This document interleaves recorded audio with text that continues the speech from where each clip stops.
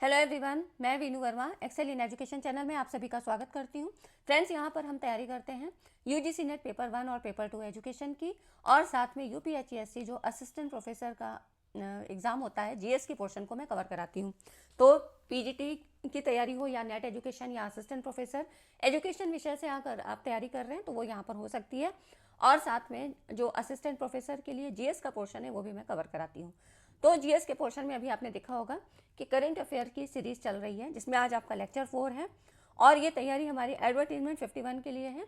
2022 में ये फॉर्म भरे गए थे, जो अभी परीक्षा होगी आपकी 16-17 फरवरी 2025 सॉरी, ठीक है। तो 2025 में होगी, 16-17 फरवरी आपकी डेट ऐसे मेंशन की गई है। तो इसमें आज की सीरीज़ में जो करंट अफेयर की सीरीज़ है, इसमें हम इम्पॉर्टेंट अवार्ड्स के बारे में पढ़ेंगे। जो 2024 के पुरस्कार थे, इम्पॉर्टेंट पुरस्कार, उनके बारे में यहाँ पर डिस्कस किया जाएगा।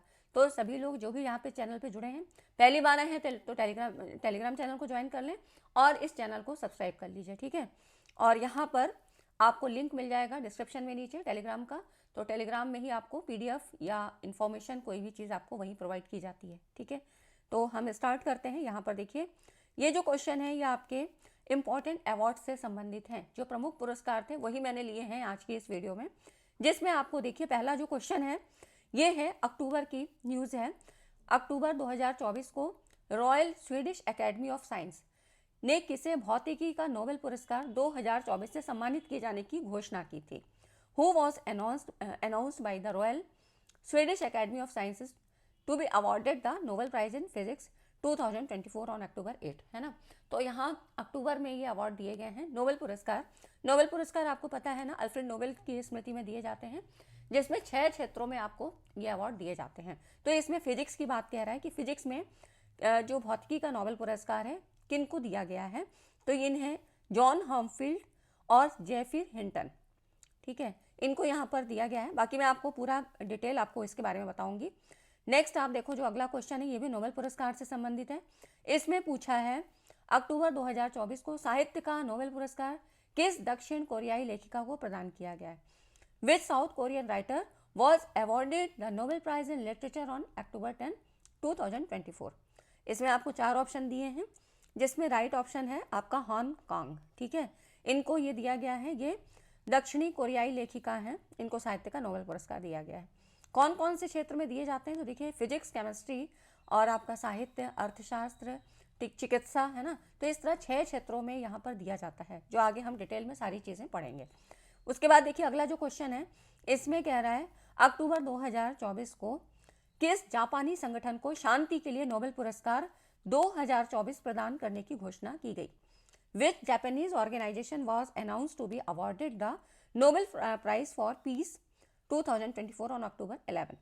अब इस देखिए ये जो है, इसमें आपको 4 ऑप्शन दिए हैं, जिसमें जो राइट ऑप्शन है निहोन हिंदाक्यो, ठीक है। तो इसमें आपको जितने भी 6 फील्ड है ना, उनके सारे आपको मैं अभी बता दूंगी, ठीक है। अब देखिए जो अगला पुरस्कार है वो किससे संबंधित है, चिकित्सा के क्षेत्र से। इसमें भी कह रहा है, अक्टूबर 2024 को विक्टर एम्ब्रोज और गैरी रुफकुन को किस खोज के लिए शरीर क्रिया विज्ञान या चिकित्सा के वर्ष 2024 के नोबेल पुरस्कार प्रदान करने की घोषणा की है। तो Victor Ambros and Gary Ruvkun were announced to be awarded the 2024 Nobel prize in physiology और मेडिसिन फॉर विच डिस्कवरी, किस खोज के लिए। देखिए, तो यहाँ पर ये जो अलग अलग क्वेश्चन दिए हैं, ये मैंने आपको क्वेश्चंस के पैटर्न को बताने के लिए दिया है यहाँ पर, कि क्षेत्र भी पूछ सकता है, किस क्षेत्र में दिया है, किसको दिया गया है, और कौन सा मतलब किस संगठन को दिया है, किस व्यक्ति विशेष को दिया गया है। इस तरह से क्वेश्चन आपसे पूछे जा सकते हैं, या फिर फील्ड के बारे में पूछा जा सकता है, पर्सन का नाम दिया है और आपसे फील्ड पूछी जा सकती है, ठीक है। तो ये है इसका जो राइट ऑप्शन है, शरीर क्रिया विज्ञान, मतलब फिजियोलॉजी और मेडिसिन के क्षेत्र में। अगर हम चिकित्सा के क्षेत्र में बात करें तो माइक्रो आरएनए की खोज और पोस्ट ट्रांसक्रिप्शनल जीन रेगुलेशन में इसकी भूमिका के लिए, ठीक है। तो माइक्रो आरएनए की खोज के लिए इसको यहाँ पर दिया गया है, किसको, विक्टर एम्ब्रोज और गैरी रुफकुन, है ना। अब देखिए नोबेल पुरस्कार के बारे में थोड़ा सा जान लीजिए। जैसा कि बताया मैंने कि ये जो है 6 क्षेत्रों में उत्कृष्ट प्रदर्शन करने वाले व्यक्तियों और संगठनों को सम्मानित करने के लिए नोबेल पुरस्कार दिए जाते हैं। कौन कौन से क्षेत्र हैं, तो भौतिकी, रसायन विज्ञान मतलब फिजिक्स, केमिस्ट्री, मेडिसिन और साहित्य, शांति और अर्थशास्त्र, विषयों में नोबेल पुरस्कार दिए जाते हैं।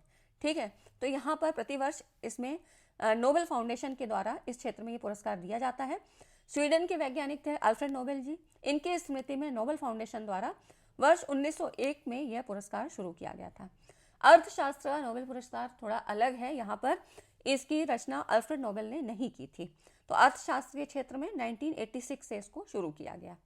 ठीक है, तो नोबेल शांति पुरस्कार को छोड़कर जितने भी नोबेल पुरस्कार हैं वो स्वीडन के स्टॉकहोम में प्रदान किए जाते हैं, जबकि नोबेल का शांति पुरस्कार नॉर्वे के ओस्लो में दिया जाता है। ठीक है, तो इस तरह ये कुछ खास जरूर चीज़ें थी जो आपको जाननी चाहिए नोबेल पुरस्कार से संबंधित।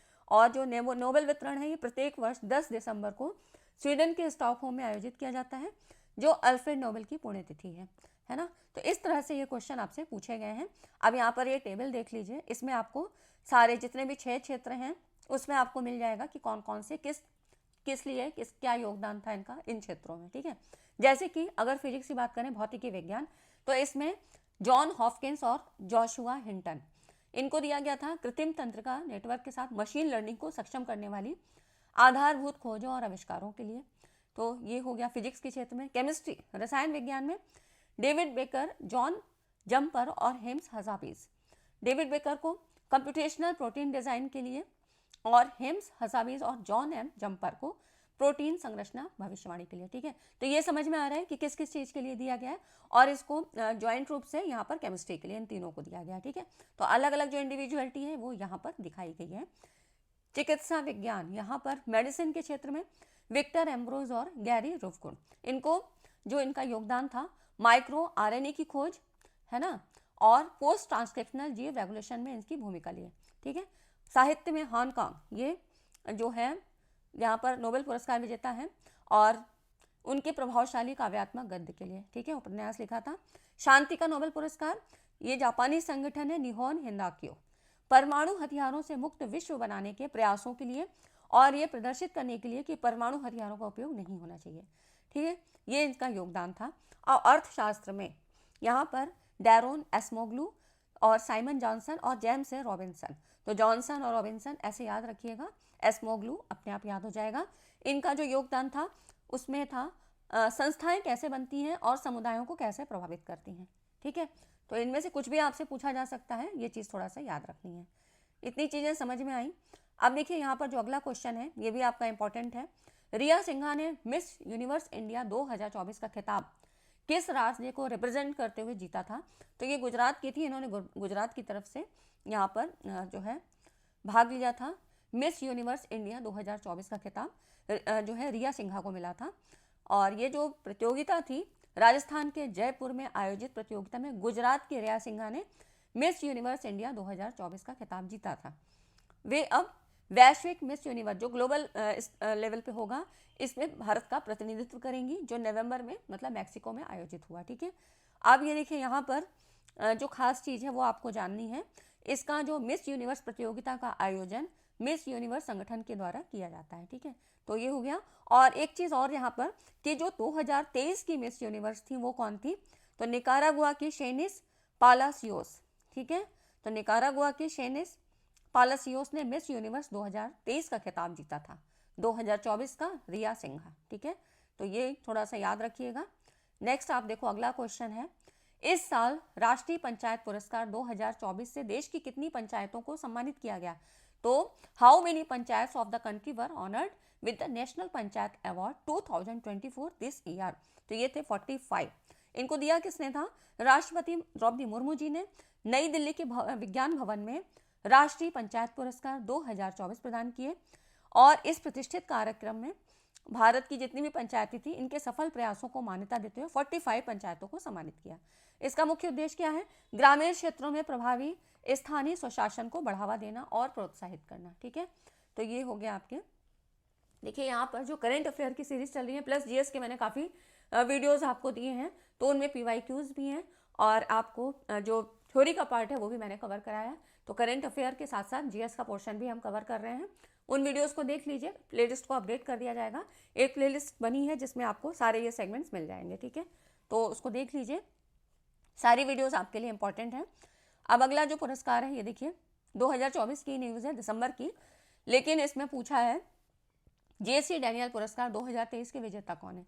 तो ये जेसी डैनियल पुरस्कार ये जो है इनको दिया है शाजी एंड करुण, ठीक है। लेकिन ये पूछा है 2023 का, पर अवार्ड अभी दिया गया दिसंबर 2024 में, ठीक है। तो यहाँ पर ये जो पुरस्कार है फिल्म निर्माता शाजी एंड करुण को 2023 के जेसी डैनियल पुरस्कार के लिए चुना गया है।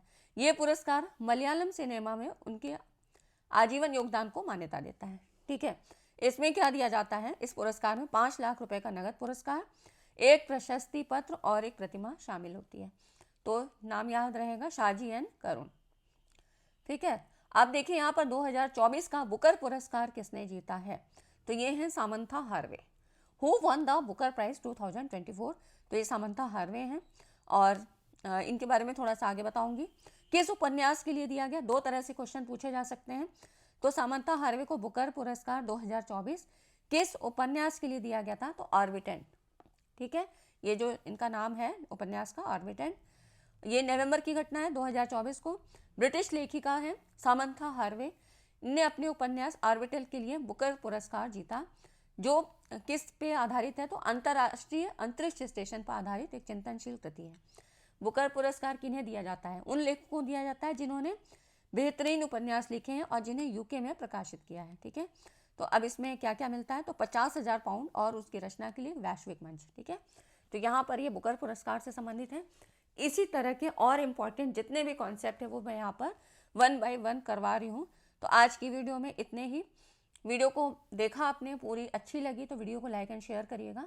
और इसी तरह के इम्पॉर्टेंट कॉन्सेप्ट साथ में PYQs, अभी कुछ पॉइंट्स के रह गए, मतलब कुछ यूनिट्स के रह गए, उनको भी मैं करवा दूंगी। हिस्ट्री ज्योग्राफी वाले रह गए तो वो भी आपको करवा दिए जाएंगे, ठीक है। बाकी टीचिंग रिसर्च और आपके ICT के ये सारी चीज़ें मैंने कवर करा दी हैं, पॉलिटी के भी करा दिए हैं।